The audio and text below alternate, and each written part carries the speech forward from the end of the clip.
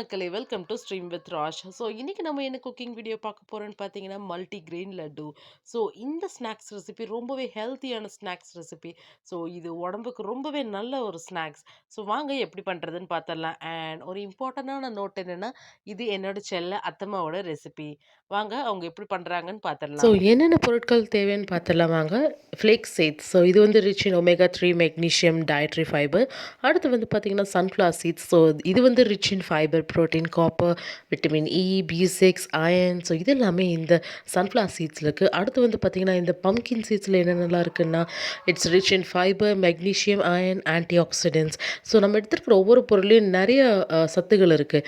இந்த பிஸ்தாவில் வந்து பார்த்திங்கன்னா நிறைய சத்துக்கள் இருக்குது. Like vitamins, minerals, anti oxidants, protein, fibre. அடுத்து வந்து பார்த்திங்கன்னா இந்த முந்திரி பருப்பு, கேஷ்யூ நட்ஸில் வந்து சொல்லவே வேணாம், அவ்வளோ சத்துக்கள் இருக்குது. நம்மளோட ஸ்கின், ஹார்ட் அண்ட் பிரெயின் ஃபங்க்ஷனை ரொம்பவே ஹெல்த்தியாக வச்சுக்கும். அண்ட் இது வந்து வால்நட். ஸோ வால்நட்டில் நிறையாவே சத்துக்கள் இருக்குது. It's rich in protein, antioxidants, good source of fat. இந்த மாதிரி நிறைய சத்துக்கள் இருக்குது. அண்ட் ஆல்மண்ட்ஸ், இதில் வந்து பார்த்திங்கன்னா நிறைய நியூட்ரியன்ஸ் இருக்குது. நம்ம போன்ஸை ஸ்ட்ராங்காக வச்சுக்கும், டைஜஷனுக்கு ரொம்பவே ஹெல்ப்ஃபுல்லாக இருக்கும். அண்ட் டேட்ஸ், பேரிச்சம்பழத்தை பற்றி சொல்லவே வேணாம். ஸோ அவ்வளோ சத்துக்கள் இதில் வந்து இருக்குது லிஸ்ட் பண்ண மாதிரி. ஸோ இப்போ ஃபஸ்ட்டு நம்ம என்ன பண்ண போகிறோம்னு பார்த்தீங்கன்னா, இந்த பேரிச்சம்பழத்துக்குள்ள இருக்கிற கொட்டையெல்லாம் நம்ம ரிமூவ் பண்ணிக்கிறோம். எனக்கு அடிக்கும்போது அது தென்படக்கூடாது இல்லையா. அடுத்து முந்திரி பருப்பை இப்படி குட்டி குட்டியாக உடச்சி போட்டுக்கிறோம். நாலாக ஒன்று உடச்சிடுறோம். ஸோ அடுத்து வந்து என்ன பண்ண போகிறோன்னு பார்த்தீங்கன்னா, கடாயை வந்து ஹீட் பண்ணிவிட்டு அதில் வந்து இப்போ நம்ம என்ன போட போகிறோம்னா ராகி மாவு. ஸோ ராகி மாவில் அவ்வளோ சத்துக்கள் இருக்குது. என்னென்ன சத்துக்கள் இருக்குது அப்படின்னு கேட்டிங்கன்னா, it's high in fibre, protein, calcium and iron. And இது நம்மளோட சுகர் லெவலை கம்மி பண்ணும், கொலஸ்ட்ரால் வந்து மேனேஜ் பண்ணும். இந்த மாதிரி நிறைய சத்துக்கள் இருக்குது. அடுத்து நம்ம ஒவ்வொன்றா வணக்க ஆரம்பிச்சிடலாம். ஸோ சட்டியில் முதல்ல இந்த ஃப்ளேக் சீட்ஸை போட்டு நல்லாவே வறுத்து எடுத்துக்கலாம் மக்களே. ஸோ இப்படி கொஞ்சம் கொஞ்சமாக நம்ம வறுத்துட்டு அது வந்து பார்த்திங்கன்னா வறுக்கும்போது நம்ம எந்த ஒரு எண்ணெய் பதமோ இல்லை தண்ணி பதமோ எதுவுமே இருக்கக்கூடாது. ஸோ அப்படி தான் நம்ம வச்சு வறுத்துக்கணும் மக்களே. மக்களே, நல்லா இந்த அளவுக்கு வறுபட்டதுக்கு அப்புறமா இதை வந்து தனியாக ஒரு பாத்திரத்தில் மாற்றிக்கலாம்.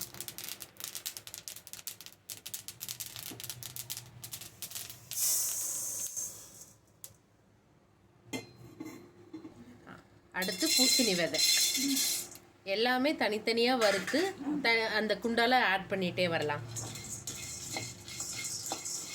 இது எவ்வளோ நேரமா வறுக்கணும்?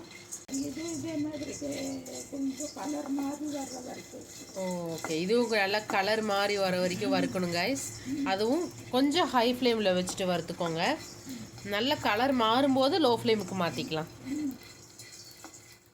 வறுக்கிறது வந்து இரும்பு வடை சட்டியில் வறுத்தா ரொம்ப நல்லது. இங்கே பாருங்க கைஸ், கொஞ்சம் நல்லா லைட் ப்ரௌனாக வறுத்துருச்சு. ஸோ இதை அப்படியே எடுத்து அந்த குண்டால வந்து நம்ம மாற்றிக்கலாம். ஓகே, எல்லாத்தையும் ஒரே குண்டால ஆட் பண்ணிகிட்டே வரலாம் கைஸ். இப்போ அடுத்த விதையை உள்ள ஆட் பண்ணிடலாமா? அடுத்து சூரியகாந்தி விதை, சன்ஃப்ளவர் சீட்ஸு கொஞ்சம் கலர் மாறுற வரைக்கும் வறுக்கணும் கைஸ். இதில் ரொம்ப இம்பார்ட்டண்டான விஷயம் என்னென்னா, ஆயில் தண்ணி எதுவுமே படக்கூடாது. நல்ல இளமான சூட்டில் வறுத்து எடுத்துடணும் இது எல்லாத்தையும். ஸ்டார்டிங் வறுக்கும்போது நல்லா ஹை ஃப்ளேம்லேயும், அதுக்கப்புறம் பார்த்திங்கன்னா லோ ஃப்ளேமில் வச்சு கலர் மாறும்போது லோ ஃப்ளேமுக்கு மாற்றிக்கணும் மக்களே. ஸோ இப்போ கலர் மாறிடுச்சு. இப்போ நம்ம இதை எடுத்து அந்த போசியில் வந்து நம்ம சேர்த்துடலாம். நல்லா இந்தளவுக்கு வறுப்பட்டதுக்கப்புறம் எடுத்து நம்ம அதே போசியில் வந்து நம்ம சேர்த்துடலாம். ஓகே மக்களே, ஸோ இப்போ நம்ம அடுத்த மல்டிகிரெயினை உள்ளே ஆட் பண்ணிடலாம். அடுத்த ஐட்டம் என்னென்னா பிஸ்தா. ஸோ பிஸ்தா போட்டாச்சு. நல்லா இதையும் கொஞ்சம் நிறம் மாறுற வரைக்கும் வறுத்தரலாமா ஹை ஃப்ளேமில் வச்சு. ஸோ நல்லா கிண்டி விட்டுட்டே இருக்கணும் மக்களே.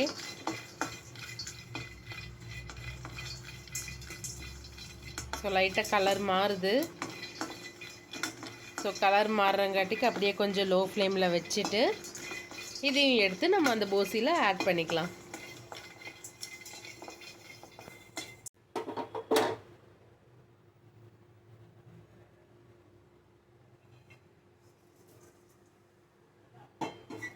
அவ்வளோதான் மக்களே. ஸோ இப்போ அடுத்த மல்டிகிரெயினை உள்ளே ஆட் பண்ணிடலாம்.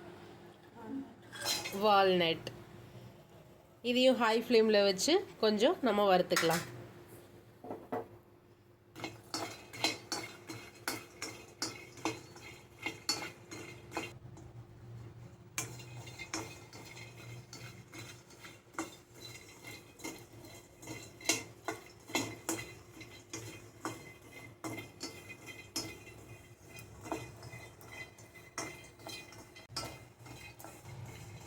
ஸோ இதுவும் ஓரளவுக்கு நல்லா வறுபட்டுருச்சு. இப்போ இதை எடுத்து அதே போசியில் நம்ம ஆட் பண்ணிக்கலாம்.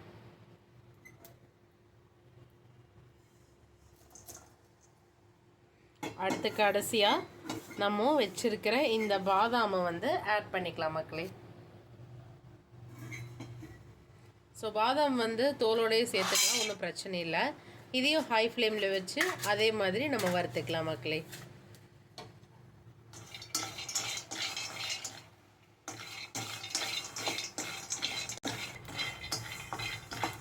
இதுவும் நல்லா கொஞ்சம் கலர் மாறுற வரைக்கும் வறுத்துட்டு லோ ஃப்ளேமில் வச்சுட்டு அதே போசியில் நம்ம ஆட் பண்ணிக்கலாம் மக்களே.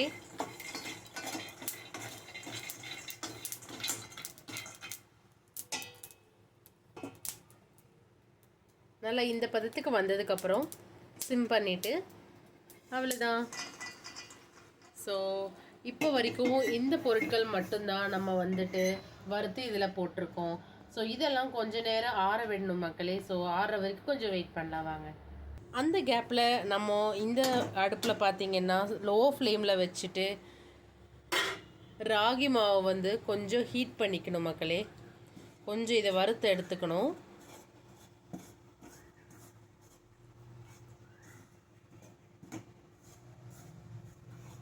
2 கப் அளவுக்கு ராகி மாவு இதில் இருக்குது. ஸோ நிறையாவும் ராகி மாவு இருந்தால் என்ன ஆகுமா, வரன்னு ஆகிடும். ஸோ அதனால் அளவாக சேர்த்துக்கிறது நல்லது. அப்போ தான் நமக்கு வந்து லட்டு பிடிக்கிறதுக்கு நல்லாயிருக்கும். இந்த மாவு கருக விடாமல் நல்லா கிண்டிகிட்டே இருக்கணும் மக்களே. கொஞ்சம் விட்டாலும் கருகிரும். ஸோ அதனால் கருக விடாமல் இளம் சூட்டில் நம்ம இதை வறுத்து எடுத்துக்கலாம். இப்படி கிண்டிக்கிட்டே இருக்கணும் மக்களே.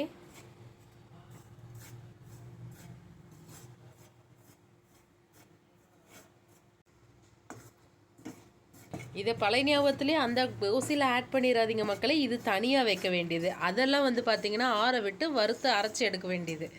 ஸோ அதுவும் இதுவும் இப்போதைக்கு சேர வேண்டாம். இதை நம்ம லைட்டாக கிண்டி விட்டுட்டு தனியாக வச்சிடலாம் மக்களே. என்னங்கம்மா? நல்லா சூடாகி மாவோட பதம் போய் சூடாகும். ஓகே, இப்போ அம்மா என்ன சொல்கிறாங்கன்னா, இந்த ராகி மாவோட பச்சை பதமெல்லாம் போகிற வரைக்கும் நல்லா இளம் சூட்டில் வறுத்து எடுத்துக்கணும். நல்லா பச்சை ஸ்மெல்லெல்லாம் இல்லாமல் இருக்கணும். அதுக்காக தான் நம்ம வறுக்கிறோம் மக்களே. நம்ம இப்படி தொடும்போது நல்லா மணலாக விழுகணும். வரன்னு ஆகிற வரைக்கும் நம்ம வறுத்து எடுத்துக்கணும். மாவு கணக்காக இருக்கக்கூடாது. ஓகே, ஈரப்பதம் இல்லாமல் மாவு கணக்கு இந்த மாதிரி வரன்னு பொடி தொட்டால் விழுகிற அளவுக்கு வறுத்து எடுத்துக்கணும் மக்களே. ஸோ அவ்வளோதான். இதை நம்ம ஆஃப் பண்ணிடலாம். அடுத்து சேர்த்து வச்சுருக்கிற இந்த மல்டிக்ரெயின்ஸ் எல்லாம் ஆறுனோடனே அதை நம்ம அரைச்சி எடுத்துக்கலாம். இது எல்லாத்தையுமே நல்லா கிளறி விட்டுக்கணும் மக்களே. எல்லாத்தையும் நல்லா மிக்ஸ் பண்ணிக்கலாம். மிக்ஸ் பண்ணிவிட்டு ஆறுன கடைசியில் நம்ம வந்துட்டு இது மிக்ஸ் பண்ணி ஆறுன கடைசியில் அரைச்சி எடுத்துக்கலாம் மக்களே. ஸோ நம்ம உரிச்சு வச்சுருந்துக்கு இந்த பேரிச்சம்பழத்தை வந்து இந்த போசியில் வந்து கொட்டிட்டு நம்ம நல்லா கிளறி விட்டுக்கலாம். ஸோ அதுக்கப்புறமா நம்ம அரைச்சோம்னா நீட்டாக வரும். ஏன்னா இது தனியாக போட்டு அரைச்சிங்கன்னா உருண்டை கட்டிக்கும், அப்புறம் வந்து டெக்ஸ்டர் கரெக்டாக வராது. ஸோ இதோடு நம்ம நல்லா கிளறி விட்டுட்டு அதுக்கப்புறம் மிக்சியில் சேர்த்து நம்ம நல்லா பொடியாக அரைச்சிக்கலாம்.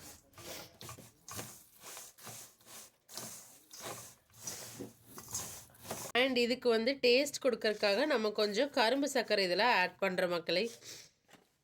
ஸோ எல்லாமே வந்து பார்த்திங்கன்னா நேச்சுரான ஐட்டம்ஸ், எதுவுமே வந்து ப்ரிசர்வேட்டிவ்ஸ் ஆட் பண்ணலை. ஸோ இதில் வந்து பார்த்திங்கன்னா நம்ம கரும்பு சர்க்கரையை ஆட் பண்ணி கிளறிக்கிறோம். ஸோ கொஞ்சமாக கரும்பு சர்க்கரை போட்டால் போதும் மக்களே, ஜஸ்ட் ஃபார் டேஸ்ட். அதை நல்லா கிளறி விட்டுக்கணும். அவ்வளோதான். நம்ம மிக்சி ஜார் சைஸுக்கு ஏற்றாப்புல கொஞ்சம் கொஞ்சமாக அரைச்சி தனியாக எடுத்து வச்சிடலாம். வாங்க இதை அரைச்சிடலாம்.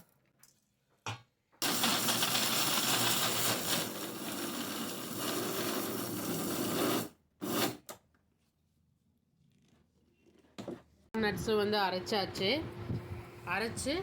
வாங்க ஆட் பண்ணிடலாம். ஸோ இந்த நட்ஸ் எல்லாம் அரைச்சா இப்படி தான் இருக்கும் மக்களே. ஸோ இதோட பதம் வந்து பார்த்திங்கன்னா நல்லா பொடியாக இருக்கும். இந்த பொடி பதத்துக்கு இருக்கணும் மக்களே. ஸோ இது வந்து பார்த்திங்கன்னா தண்ணி சேர்க்காமல் நல்லா ட்ரையாக அரைச்சிக்கோங்க. நாங்கள் வந்து ராகி மாவு போடுறோம், ஏன்னா ராகியில் ரொம்ப நல்லது இருக்குது.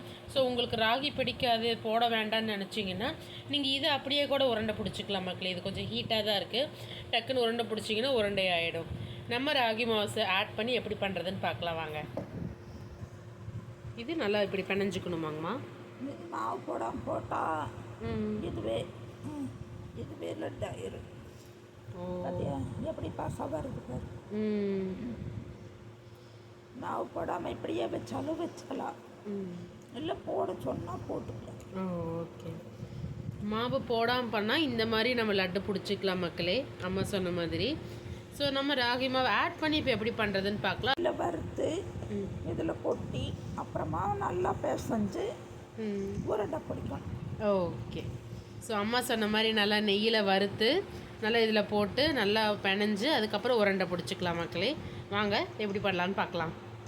ஸோ இதில் வந்து பார்த்திங்கன்னா நம்ம எடுத்து வச்சுருக்கிற அந்த வணக்கின மாவை வந்துட்டு இதில் வந்து போட்டுடலாம் மக்களே. நல்லா போட்டுட்டு தேவையான அளவு போட்டுட்டு நல்லா இப்படி கிளறி விட்டுக்கணும் மக்களே. இப்போ கடாயை நல்லா ஹீட் பண்ணிவிட்டு நம்ம நெய் ஆட் பண்ணிக்கலாம். ஸோ நெய் ஆட் பண்ணிவிட்டு நம்ம ஆல்ரெடி பிச்சு வச்சுருக்கிற அந்த முந்திரி பருப்பு இருக்குது பார்த்தீங்களா மக்களே. ஸோ அதை போட்டு நம்ம வறுத்து எடுத்துடலாம்.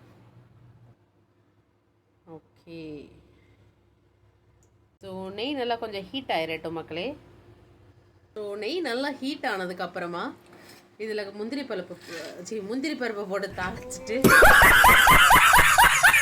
ஆட் பண்ணிவிட்டு நெய் வந்து பத்தாத பட்சத்தில் நீங்கள் இன்னும் கூட காய்ச்சி ஊற்றிக்கலாம்.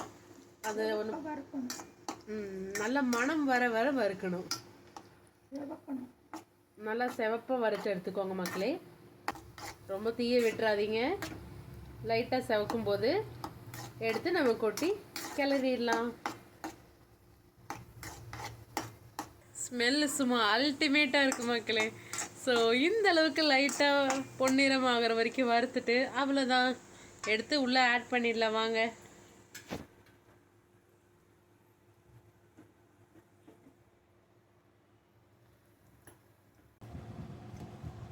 ஸோ இதை நல்லா கிளறி விட்டுக்கலாம் மக்களே. ஸோ நெய் பத்தாத பட்சத்தில் அம்மா சொன்ன மாதிரி எக்ஸ்ட்ரா கூட நீங்கள் காய்ச்சி ஊற்றிக்கலாம். ஸோ எதுக்கு நம்ம நெய் ஊற்றுறோம்னா நல்லா உருண்டை பதத்துக்கு வர்றதுக்காக தான் நம்ம நெய் ஊற்றுறோம்.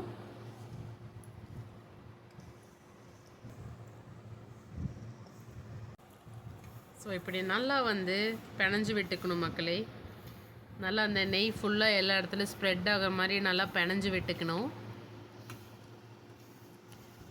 அதுக்கப்புறம் நம்ம உருண்டை பிடிக்கிற பட்சத்தில் டேஸ்ட் சும்மா சூப்பராக இருக்கும் மக்களே. ஸோ இதில் அத்தனை பெனிஃபிட்ஸ் இருக்குது மக்களே.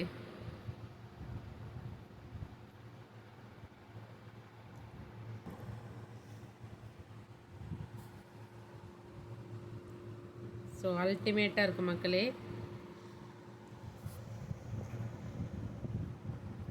இப்படி அழகாக நமக்கு வேணுங்கிற சைஸில் உருண்டை பிடிச்சி நம்ம மாற்றி வச்சுக்கலாம். இதில் ரொம்பவே இம்பார்ட்டண்டான விஷயம் என்னென்னா அந்த சூடு ஆறுறதுக்குள்ளே பிடிச்சா மட்டும்தான் உருண்டை நிற்கும் மக்களே. ஸோ மறக்காமல் லேட்டாக பிடிக்காமல் சீக்கிரமாக பிடிச்சிருங்க.